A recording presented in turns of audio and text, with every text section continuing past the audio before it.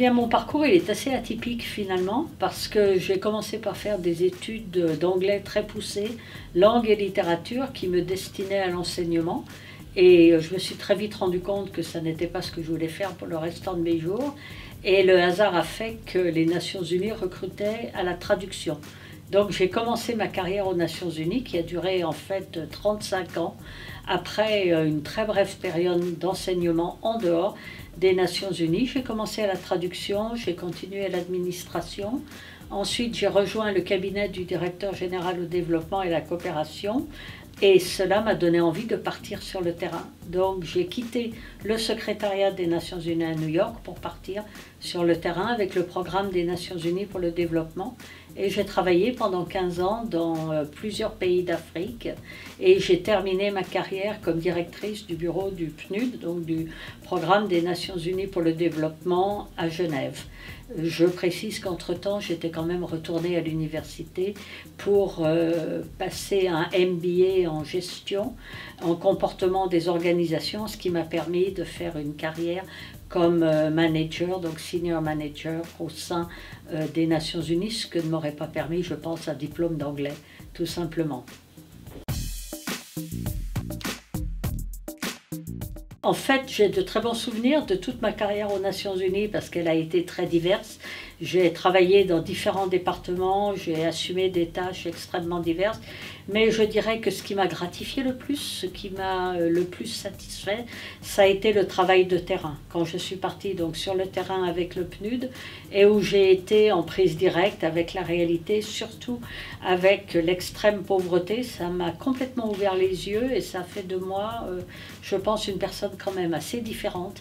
Et l'avantage du travail sur le terrain, c'est qu'on est confronté à des problèmes pratiques auxquels on essaye de trouver des solutions également pratiques de façon la plus collaborative possible et où surtout, si on reste suffisamment longtemps, on peut voir quand même un certain nombre de résultats et on peut avoir le sentiment que d'une certaine manière, on a contribué à améliorer un petit peu l'ordinaire des gens avec lesquels on travaille. Et donc, je dirais que c'est ça qui m'a le plus gratifié, mais pour que je m'en rende compte, il a fallu que je parte sur le terrain.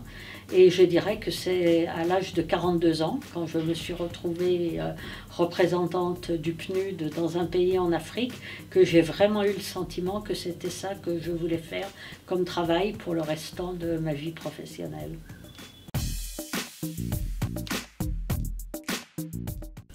Alors, on m'a demandé de faire un cours en 12 sessions sur les organisations internationales et la gouvernance mondiale. Alors, c'est un titre qui est assez impressionnant, surtout quand on parle de gouvernance mondiale. En termes peut-être plus simples, il s'agit de présenter tout le spectre du mandat, des activités et des défis auxquels sont confrontées les Nations Unies sous leurs multiples formes. Et ça nous permet d'aborder en fait un certain nombre de thématiques qui sont des thématiques extrêmement actuelles.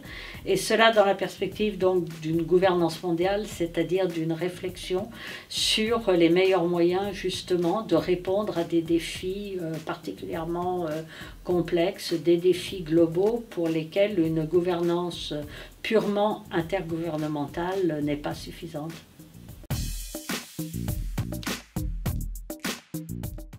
Alors je pense que c'est l'accent qui est mis sur la réflexion géostratégique, accumuler des connaissances livresques et factuelles sur le système des Nations Unies, sur son mandat, sur les 3 grands piliers, paix, sécurité, développement et droits de l'homme. Je pense que ça peut se faire dans beaucoup d'endroits, mais ce qui est intéressant à l'IRIS, c'est leur intérêt d'abord pour faire intervenir à côté donc de spécialistes académiques de la matière, des personnes comme moi qui sont, on peut dire, des praticiens du développement et également d'introduire cette dimension de réflexion géostratégique, de questionnement par rapport aux divers problèmes de notre époque. C'est ça qui me plaît dans cette école.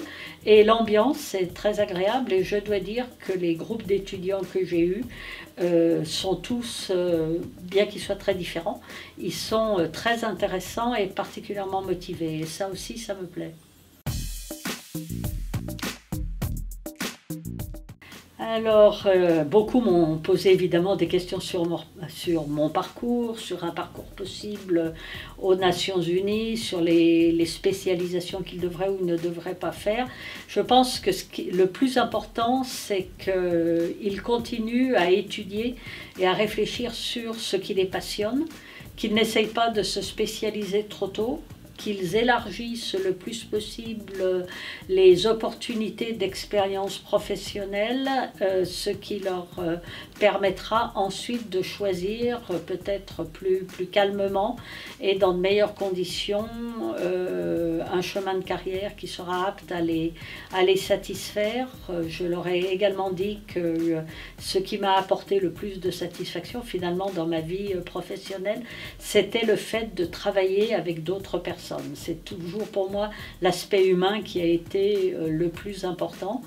Et c'est un des messages que j'ai essayé de leur faire passer et de garder une approche entre guillemets positive par rapport aux multiples problèmes auxquels inévitablement ils seront confrontés. Se dire qu'un problème c'est par définition quelque chose qui appelle une ou plusieurs solutions et qu'en réfléchissant ensemble aux solutions possibles, on arrivera très probablement à de meilleurs résultats.